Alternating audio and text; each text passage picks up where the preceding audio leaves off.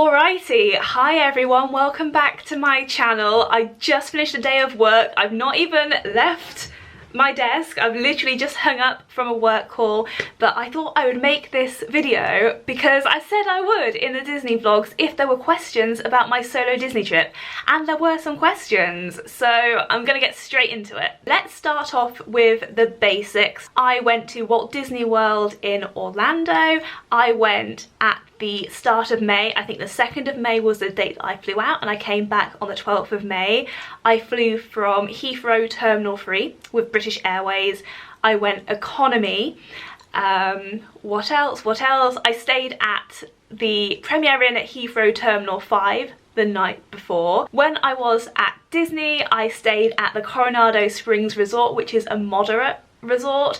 There was no rhyme or reason as to why I chose that one. It was just the hotel that was open at the time of booking, because the hotels, as far as I'm aware, had a phased opening at the end of the pandemic. So Coronado Springs was just the one that was available, and I didn't really know anything about the different resorts, so that was the one that I went for. Now, the first question that I've had is, why did I go by myself? And there's a few different reasons, but I think mostly it was the fact that I've always wanted to go to Disney World ever since I was a child. It truly was a childhood dream that I've had. I've been to Disneyland Paris 3 times in the past. Last time I went I was about 17, so that it was a long time ago, but I have been to Disneyland Paris before, but never Disney World, and I've just never been in the position to go. I always envisaged myself going with someone, whether that was a friend or a partner or a family member, but I don't really have anyone in my life who wanted to spend that much money on a holiday, because let's be real, if you're watching this video because you're planning a Disney trip, or you've been to Disney World before, you know it's not the cheapest place to go, and the last thing I want is to drag a friend with me 9.5 hours away, spend all this money on a holiday they're not totally bought into. Yeah, I just wouldn't want to do that, and I don't know many people who just have like a spare couple of £1,000 to throw at a holiday they're not really invested in. So I went by myself. I booked it in the depths of the pandemic. I actually had my 30th birthday in lockdown. I live alone, so I spent it completely by myself, and I was really lonely, really sad, probably a bit depressed now I reflect back on it, and I just wanted to do something to give myself a boost. It's so weird now being on the other side of all those lockdowns, thinking back all the time that we spent just in our homes, not being able to socialise, especially for people who are just single person households. It definitely was challenging, to say the least. So I booked it just for a little bit of serotonin, and that was a whole 1.5 years before I actually went. So that's how the trip came about. Those are the main basic questions that people are going to ask. What I'm going to do is just go through the questions that people asked me in the comments on the vlogs, of which there were some. I'm going to hazard a guess and say this video will probably get more views than the vlogs actually do. My channel has been around for 15 years or so at this point, but it's been dead. I've not been uploading anything for at least a year, over a year, and before that I wasn't very consistent either. I used to be consistent back in the day before I had a full-time job and all these adult things to worry about.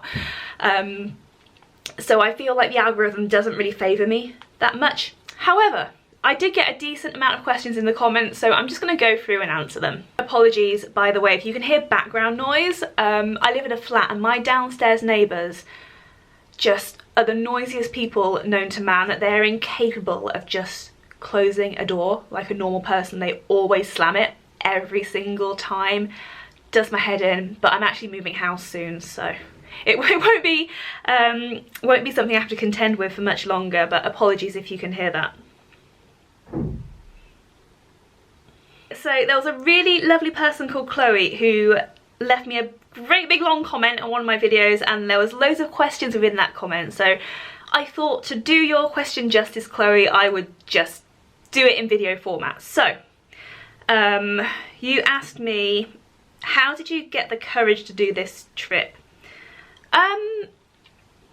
I think it was the fact that I just went ahead and booked it, and it didn't seem real at the time of booking, because we were living in this kind of dystopian reality where it just felt unreal anyway to be going through a pandemic. I didn't really think long term that I actually have to go on this holiday. So I think the fact that it was booked, it was all paid for, I had my spending money, I had just everything sorted out before I went. I knew I didn't have to kind of worry about anything. I just had to go. And don't get me wrong, like you can probably tell in the first couple of vlogs, I have a certain level of anxiety around travel, and that's actually gotten worse in the pandemic, because the last time I flew before May just gone was it was May 2018. I went to New York. And that was the last time I really travelled anywhere. I think it's just something which comes with age as well, and even though like I was nervous, if you like, I knew it was something that I wanted to do, that I dreamt of going to Disney World since I was a little girl. So as scary as it was, I knew it was something I absolutely wanted to do. So how did I cope with any hard times? I didn't really have any hard times on the trip, to be honest. It was the perfect holiday, and I know I'm probably quite lucky in that nothing went wrong for me whilst I was there. Although there is one thing actually which I'll talk about in another question which is to come, but nothing really went wrong. It was the dream trip. I've set very high standards for myself for any future Disney trips, I'll tell you that much. Did anything unexpected happen, good or bad? The only bad thing that happened was when I was flying out, I went to check in online and it wouldn't let me, and I was like, huh, that's weird, no bother, I'll just check in using the self-service kiosks at the airport. So I got to the airport and that wouldn't work for me either, so I had to go to the lady at the desk, which was absolutely fine. I checked in, she was really lovely. I did tell her that I had like a certain level of travel anxiety, so I was like, can you please tell me exactly where I need to go for security? And yeah, she was lovely, there wasn't a queue or anything. So I really appreciated her help, made me feel a lot better. However, I got through security, had a proper look at my printed boarding pass, and what do I see? The dreaded 4 S's. For any of you who don't know, if you get 4 S's on your boarding pass, it means you're flagged for extra security checks, and sometimes it's completely random, sometimes it's because of your travel pattern, or I don't know, you flag up somehow on the airline system. I hadn't travelled for over 2 years, or no, 3 years, oh my god, I've had a long day at work, don't judge me, 2018 to now, which is 3 years, so I don't think it was my unusual travel pattern. I think it was just random, but knowing that I had these extra checks to come before I got on the plane, which happened at the boarding gate, and not having been in that situation before, I felt really stressed out because I knew it was coming. And then when I got to the gate, I got there nice and early, but it was really busy, there were so many people there, and I was just like, this is horrible, because I can't just sit and chill like you normally would and wait for my like boarding group to be called. In the end, they called forward any passengers that had 4 S's on their boarding pass, so there was me and maybe like 5, 6 other people, and it was really straightforward. They were really lovely at the airport. All I had to do was take my shoes off, and they like swabbed my shoes, and then I had to open my carry-on suitcase and they just kind of like swabbed some of the stuff in it, and I was pleased that I hadn't packed any underwear like at the top of my suitcase. It was all kind of in its own little packing cube, which I'm very thankful for past Charlotte for doing. But yeah, it wasn't as bad as I thought it would be. It was just a bit stressful in the moment, but it's one of those situations where you just go with it because it's a means to an end. And the good thing about being flagged for extra security was that even though I was sitting right at the back of the plane, as you will have seen in the vlogs, I actually got to board first. So I had a good like 10-15 minutes to settle in, get all my stuff out my bag, put my stuff in the overhead locker, and just really settle down into my little area of the flight. So all in all, it was fine. It was just the anxiety of it, and I think that's why in the vlog I say I wanted to vlog in the airport, but the anxiety was real. That's what I was anxious about. Did I ever find myself wishing I had someone there with me, or did you embrace the time you had alone? I really enjoyed being alone. Anyone who knows me in real life will tell you I am queen introvert. I'm very happy within my own company. If you can persuade me to leave my flat for any reason other than to get food or to go to work, you're doing well. I'm very comfortable in my own company. So going to Disney World, I had a plan of everything that I wanted to do. It was really nice to not have to consider anyone else, as harsh as that sounds. If I wanted to queue for 2 hours to get on a certain ride, I could do that. If I wanted to just eat fries for the 9th meal in a row, I could do that. If I wanted to lie in and not be there for a rope drop, I could do that. So I really liked being by myself. It did get to the point maybe like 7 days in, and I was there for 10 days. It got to the point 7 days in where I did kind of feel, because the excitement and the novelty almost of being at Disney had worn off and I've really settled into my routine, I was thinking to myself, oh, it would be so nice to just, I don't know, share this with someone. And I met people, and you know, you chat to people in queue lines, especially if you're doing single rider. You talk to people around the park. Cast members are always lovely and happy to have a chat with you. So it wasn't like I was completely isolated. There's so many people, and if you actually look as well, so many people in Disney World who are just by themselves. It's not an uncommon thing. But I think 7 days in, I just, as happy as I was by myself, I just wished that I could have someone to, I don't know, just idly chat to, I suppose. So another question that I got was, what was the budget that I'd saved for the trip? I really took a stab in the dark when it came to how much money I was taking. I was aware that it would be an expensive place to go. When I went to New York the first time, which was in 2016, I know that I spent $1,000 on food. $1,000 on food, which is crazy. It's like 800 quid. Over the course of a week, we went to some really lovely restaurants. There was one restaurant we went to where our bill came to like nearly $300 just because it was very nice. We were on holiday. But that's, you know, I think that's an excessive amount. But, you know, if you can't do it when you're on holiday, when can you? Yeah, so I took $1,300 of spending money.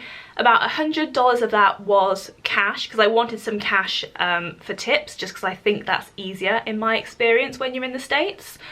I didn't know until I got there, well, I knew, but I hadn't retained this information, that, God, there's a child screaming blue murder outside my flat. I cannot wait to move. So I'd forgotten that when I booked my package, because I did book through a travel agent on this occasion, I'd forgotten that I had just by chance got a special deal where I got $610 of dining credit for free. And I also got a $200 gift card for free. So on my first evening, I get this email from Disney saying, oh, here's your dining credit gift card, and it's a gift card for $610. And I was like, amazing. So I used that for pretty much every meal throughout the time that I was there. There were some occasions where I would just not thinking, you know, like Apple Pay is such an automatic habit these days, where I would just Apple Pay for things. So I probably spent like $70 to $100 extra just because I wasn't thinking. I used almost all of that dining credit. I have about $40 left on that dining card. And I'm not really one for souvenirs. I tend to spend my money on food and experiences. So souvenirs wise, I bought myself a t-shirt. I bought my parents and my brother just some gifts. Nothing crazy expensive though. and that was about it, to be honest. So I actually came away with $1,000 of my budget still in my bank, which is amazing, because I had this $610 of dining credit. So I suppose if I spent about $100 of my own money and then $100 was cash, I spent over 10 days about $800 and on food, and then factor in some souvenirs. I don't know if they'd be included in that $800 or not actually, but yeah, I would say for 10 days I definitely didn't, well, I know I didn't spend over $1,000. I think it was close to $800, but obviously it depends on what style of trip you're having. Like, I didn't eat in many sit-down restaurants. I went to one signature restaurant, which was Tiffin's. Very good. It's in Animal Kingdom. Would highly recommend. Will be going back on my next trip. Yeah, so I think if I was going with someone, I probably would spend more in restaurants because I'd be more inclined to actually go to a nice, fancy sit-down restaurant. That was a really long-winded way of saying that my budget was $1,300. I didn't end up spending like over half of that. How did I get from the airport to the hotel? Is there a bus service? So I did get a bus from Orlando International to my hotel. I use a service called Mears Connect. I will put all the links for everything I mention in the description for you. It was, I think, about $32 round trip. So going from the airport to the hotel and the hotel back to the airport. I believe that is an introductory price because it's a new service. It was very convenient. I just booked it online, popped my flight details in. When I got to the airport, I basically just followed the signs for, I think it says ground transportation. You go to side B and then down an escalator and then down another escalator, and then it's signposted, like you just keep walking down this really long like corridor and eventually you get to like where the bus will collect you from. I did stop off at about 4 other hotels on the way, so it wasn't the speediest service, to be honest, but like for the price, can't really fault it. The driver was absolutely lovely. Okay, another question from Linda. How long did you go for? I went for 10 days. Roughly how much did I spend on this holiday? So the actual holiday I think was £3,200. So that was a package. That was obviously my flights and my hotel and my Disney tickets. The reason that I went for a package was just because of the uncertainty with COVID. I wanted to book with a travel agent that would just enable me to pick up the holiday and move it if I needed to, and also offered me some like COVID cancellation protection. So I booked with a company called Ocean Florida. The person who helped me book my holiday is called Tex. He was amazing, like would recommend. I'll link Ocean Florida down below. Obviously, like I'm not saying they're the best, they're just the company that I went with, so definitely do your own research, but would recommend.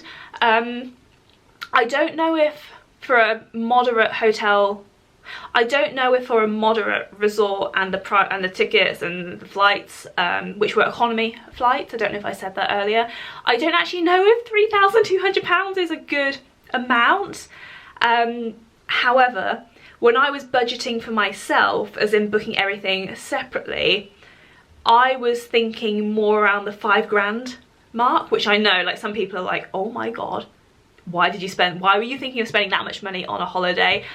And I would just like to say, I've not been on holiday for 2.5 years, so I had money to play with, and I didn't go out in all the lockdowns because we couldn't, so I had money to play with, and it was actually for my 30th and my 31st birthday as well, so yeah, but I'm very pleased I didn't have to spend £5,000 and it was 3,200, and I think that's a good price, but I don't really know. It was less than what I was expecting. I was really happy with the assurance from the company that I booked with that it will be protected with COVID. They have support in Florida as well. If you run into trouble when you're in Florida, there's like a number you can call, which was important to me as a woman traveling alone. So yeah, I mean, definitely do your own research if you're looking to book a holiday, because I'm not an expert. I've only been once. Right, so those are all the questions that I was asked in the comments of the vlogs so far. I currently have 2 more vlogs to go up at the time of me recording this. This will go live once they've gone live, so I think in about 3 weeks time. So if you're watching this video, the vlog series is done. Finito. I guess the only other question which you might want answering is, am I going back to Disney World? And the answer, which will come as no surprise to anyone, is yes. Have I already booked a holiday to Disney World for 2023? Yes, I have. I'm very much an all or nothing person. I'm also quite an extra person. So yeah, of course I've booked another trip. It's not until over a year away. That was good English. It's not for a little while. It's in 2023, but it's in the back end of 2023. So I did that on purpose because I definitely need time to save some money, because I blew it all on that first holiday. Jokes, but also totally serious. Yeah, so I need time to save up some money so I can actually afford to go. This time I'm not going alone, I am going with someone else, which is really exciting. I will more than likely vlog the trip. Obviously you've got a little while to wait for those vlogs, like over a year, but I'm really hoping that I can get back into vlogging a bit more now.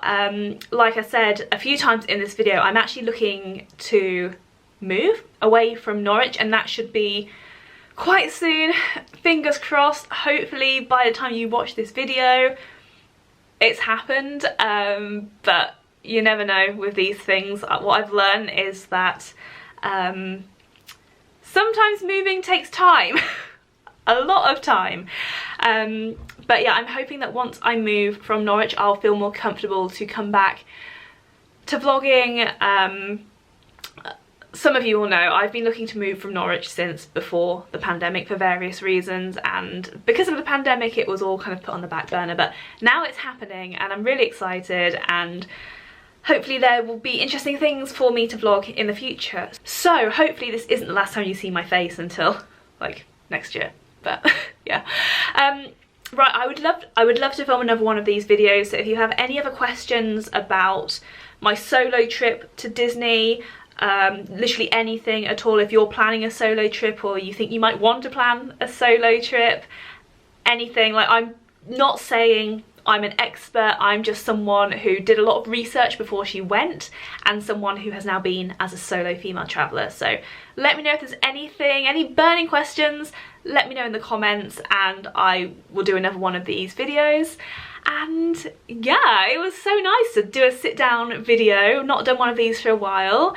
Thank you so much for watching, and I'll see you in my next video.